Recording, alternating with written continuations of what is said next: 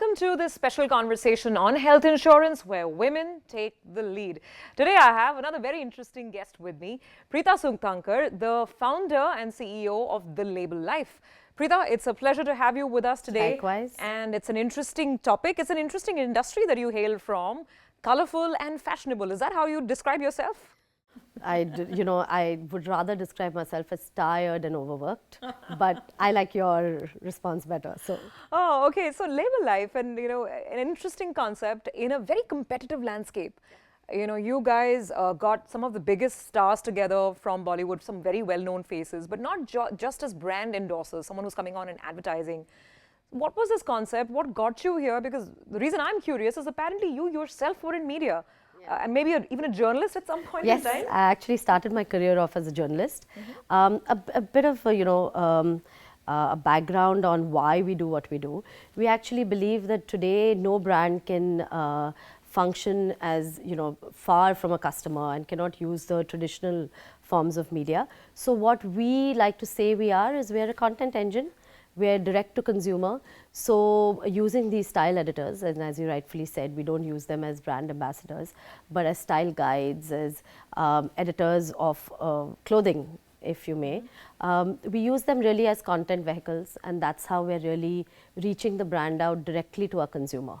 And having had a background in content, I used to be a producer at MTV, a stylist and writer at Elle. I feel like I grew up with this Indian consumer, and I knew that she wasn't really looking for a brand that she didn't sort of have an engagement with. And that's what I think the Label Life does differently. We have one of the largest Instagram followings.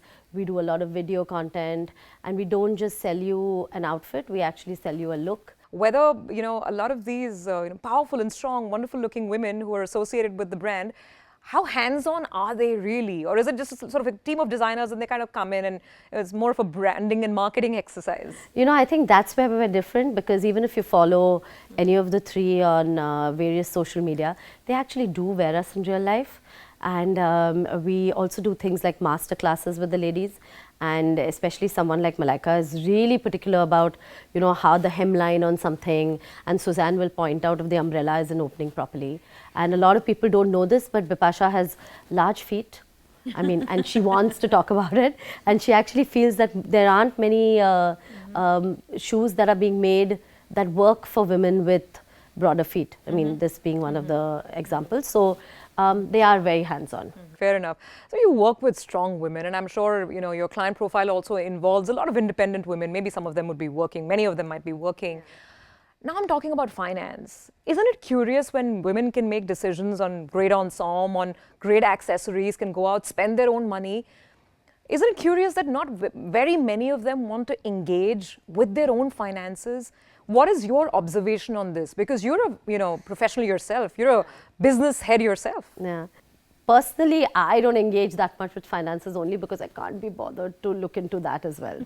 So, I'll always leave it up to my partner, not because he's a man, but I would leave it up to my middle-class Maharashtrian mom. She'd be super at it. Okay. Having said that, I think it's not that I don't like discussing finances. In my case, it's just that I feel like I'd rather just watch something on TV than look at my a balance sheet. To be honest, I haven't even filed my own taxes myself forever. Appreciate you being so candid, because I think that's the reason these conversations are really, really important.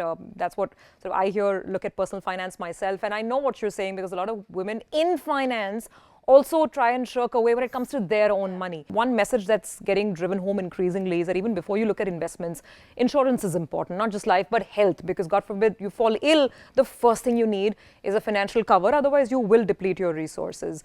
I have a 6-year-old who just not even a year back went through a very random fall and broke her elbow, and I didn't have health insurance. Wow. So now this is something that is top of mind for me, only because I had to pay quite a lot of money. And it wasn't a thought that had even crossed my mind, because she's 6. Like, what was I going to need health insurance for? So yes, it is something that I will have willfully changed my mind towards today. But having said that, again, not top of mind, you're absolutely right. And it should be something that, at least women are more committed to. So what is required to spread the messaging? Because what happens typically with health insurance is you make your mistake, someone falls ill, you realize you didn't have the cover, you've burnt a lot of money, and then the message gets driven home. But I really think women need to just be more aware themselves, right? A lot of us, I feel now, are really conscious of our own health. In comparison to moms who, I guess, put, the buzzword was to be self-sacrificial and family first, and not look into. I think it's already begun. So I think more role models like you and rest of us out there, I think it is just awareness.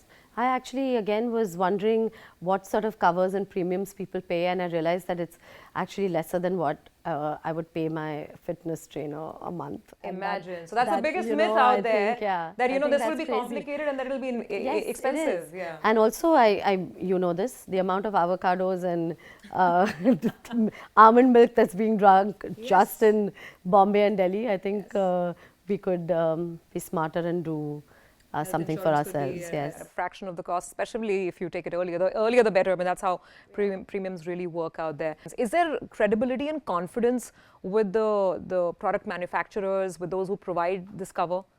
I actually think there is. I don't really think there's a claim issue as much, but I do think, if I remember correctly, something that I would be really concerned about would be what kind of diseases or what kind of illnesses sort of get covered in this.